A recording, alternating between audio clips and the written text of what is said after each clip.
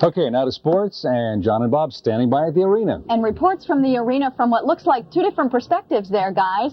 Absolutely. I'm going to take the big guys, and John has got the guards, so we've definitely got it covered out here. Hey, you can just feel the excitement, the electricity. We're less than 2 hours away from the opening night here, the Sacramento Kings and the Los Angeles Clippers. And I know, John, this is a dream come true for you because you've been a Sacramento resident all your life. That's right. I'm a native of Sacramento, born and raised here. And, you know, a major league sports franchise in Sacramento, it still hasn't sunk in yet, really, Bob. It has come a lot sooner this day than I thought it would. So the Sacramento Kings taking on the Clippers tonight, and earlier this week I had a chance to talk to managing general partner of the Kings, Greg Lukenbill. What kind of a basketball team would you like to have besides a winner? What kind of a team do you think we'll see this year?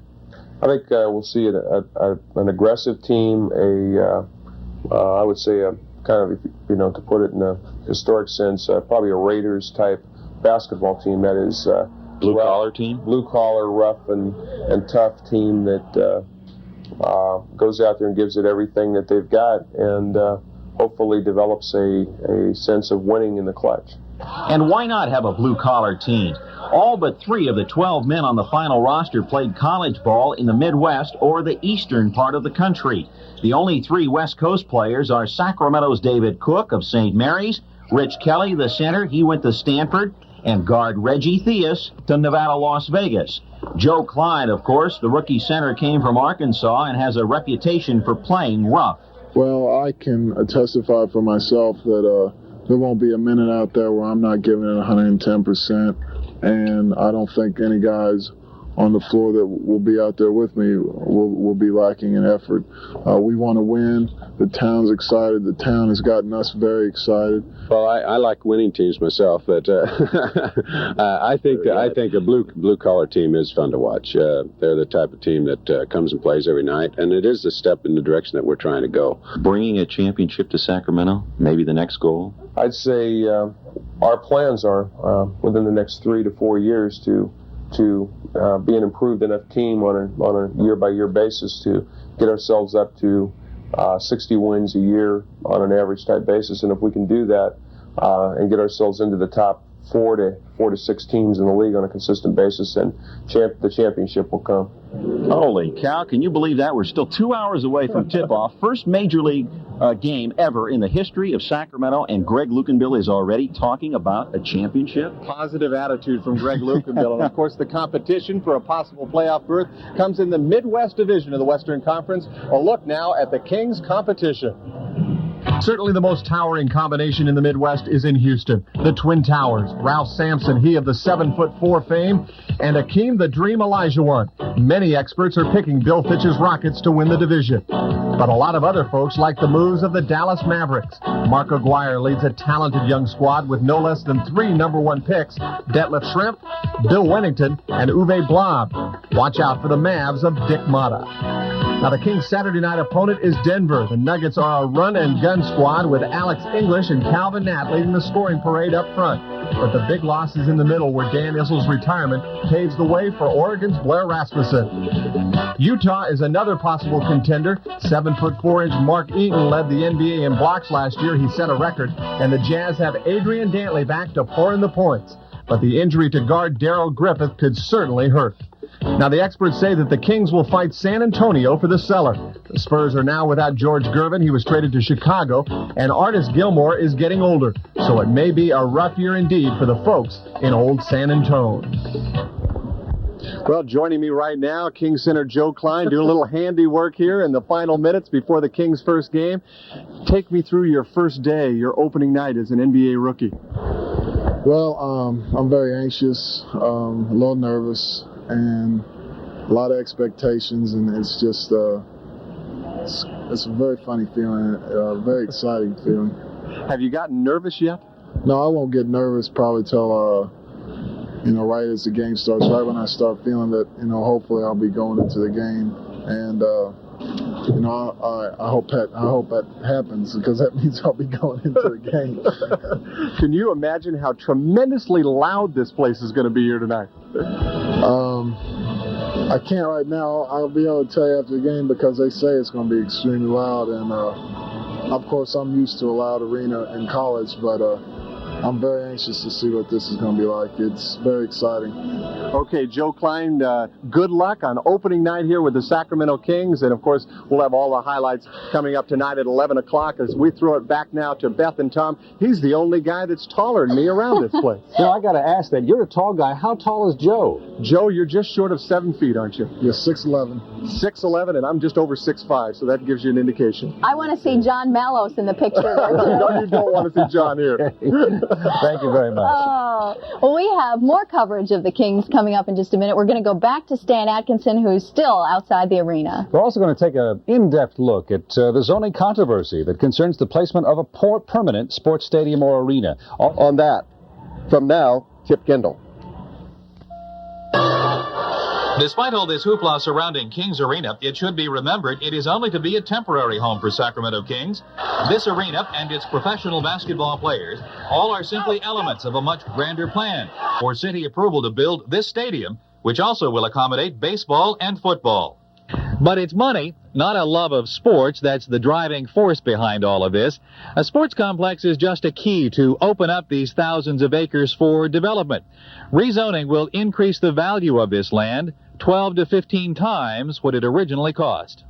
Greg Lucanville is among several who stand to make a lot of money.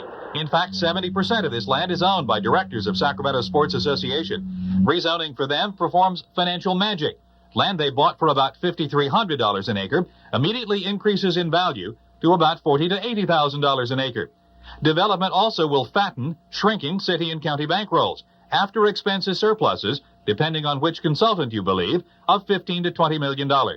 We think that the beneficiaries of our actions are the people that live in this community, which is why we are trying to build the sports facilities. The city has taken itself out of the urbanization. We have higher tax rates, utility taxes, increased cost of fees, etc.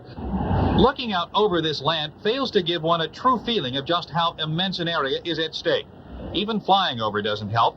How many of us can judge 1 acre size, let alone 7 to 14,000? Imagine Sacramento's current downtown. 6 will fit nicely with room left over in North Natomas.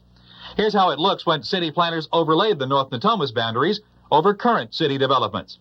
So deciding just what to do with all this land poses a unique problem for city planners and policymakers.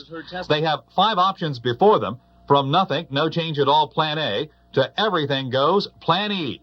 To opponents such as Daniel Yamshin, it's fast-track planning, leapfrog development, a threat to Sacramento's quality of life. I think that it's possible to keep the wonderful things we have in this town, and one of the wonderful things we have in this town is not only the beautiful open land, but the fact that we have areas that are proper to develop and that should be developed.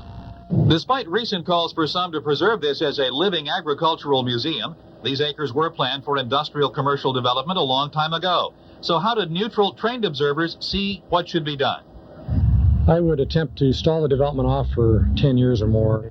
I would reformulate the plan so that it had more office development, so that it was much denser. In other words, not a campus industrial park setting, but a second central business district.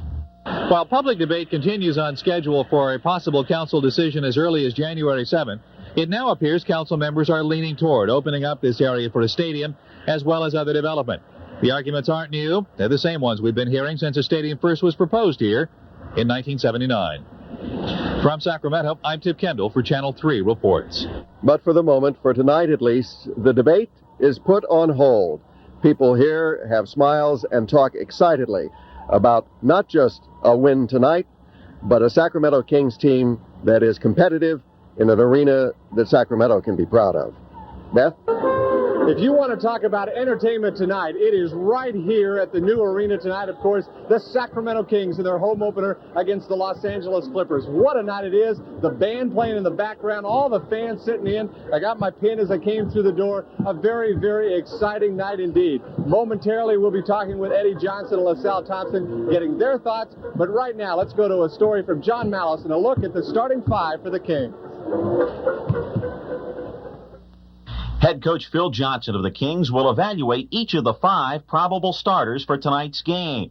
First of all, guard Reggie Theus, now in his 8th year out of Nevada, Las Vegas, The biggest thing for Reggie is to become more of a team player. Well, I think the biggest thing is I want him to improve his defense, along with Larry Drew's defense out front. I think it's very important that they get after it defensively, and I want him to share the role of guard with Larry Drew out front. Guard Larry Drew. He's small but exciting. Now in his 6th year, but his point production has dropped the last couple of years. I think the biggest thing that we're looking for him is probably nearly the same point production and being more aggressive defensively and taking it to the hoop. At forward, Eddie Johnson. He averaged 22 points a game last year. Great clutch player, great shooter. Has really improved his game as far as going to the hoop. Improved his defense. A very quiet team leader. Forward, Otis Thorpe is a probable starter who had a super rookie year, but slumped during this year's 4 exhibition games. We're looking for him to improve.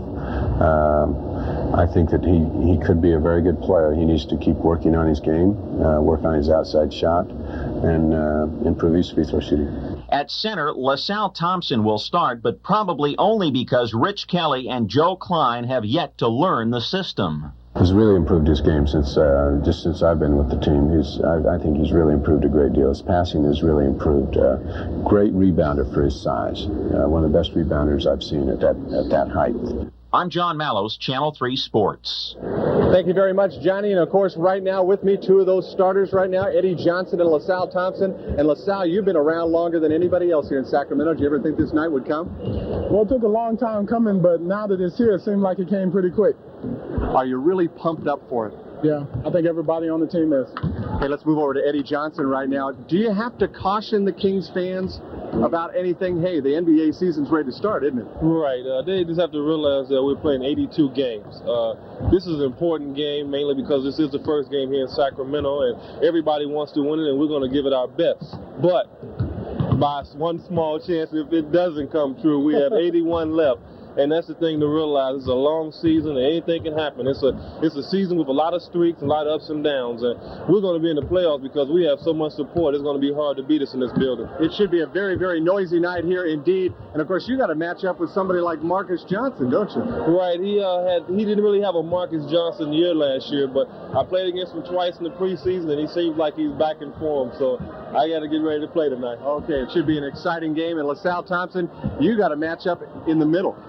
Yeah, I got 2 guys that are about a foot taller than me, and both of them got about 40 pounds on me, so I'm going to have a battle tonight. You're talking about Benoit Benjamin, the big rookie, and James Donaldson, who's out of Sacramento. What do you got to worry about? Well, I got to keep them from getting the ball too low on me, and I got to just keep them away from the bucket and make them take long shots and then keep them off the boards. Okay, good luck to LaSalle Thompson and Eddie Johnson. Game time starting tonight at 7:44, and we'll have highlights for you tonight at 11 o'clock. We'll be right back.